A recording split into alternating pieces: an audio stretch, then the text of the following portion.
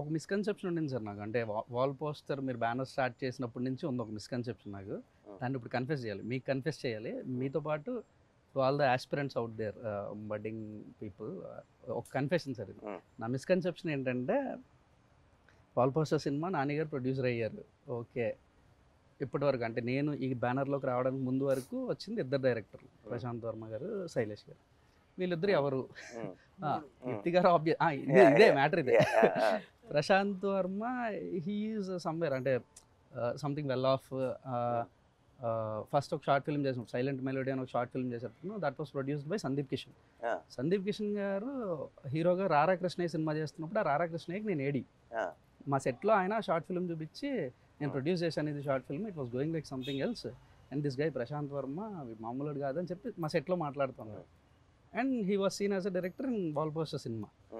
అంటే ఎక్కడో ఒక సంథింగ్ ఎలాంటి బ్యాకింగ్ అంటే సందీప్ కిషన్ గారు ప్రొడ్యూస్ చేశారంటే ఒక షార్ట్ ఫిల్మ్ ఇతను ఎవరై ఉంటారులే అండ్ ఏదో బ్యాకింగ్ ఉండి ఉంటుంది.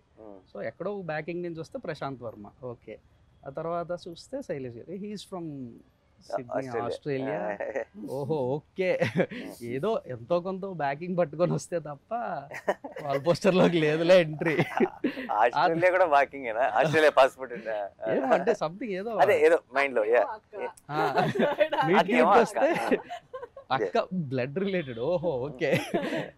అంటే వాల్ పోస్టర్ బ్యానర్లోకి ఆ గేట్ ఎంట్రీ కొద్దిగా టఫెస్ట్ టాస్కే మనలాంటి వాళ్ళకి. ఇది ఇంపాసిబుల్లే. ఓకేలే అనుకుంటున్న మూమెంట్ సార్ నాకు అదంతా. అంటే ఇదంత ఈజీ థింగ్ కాదని.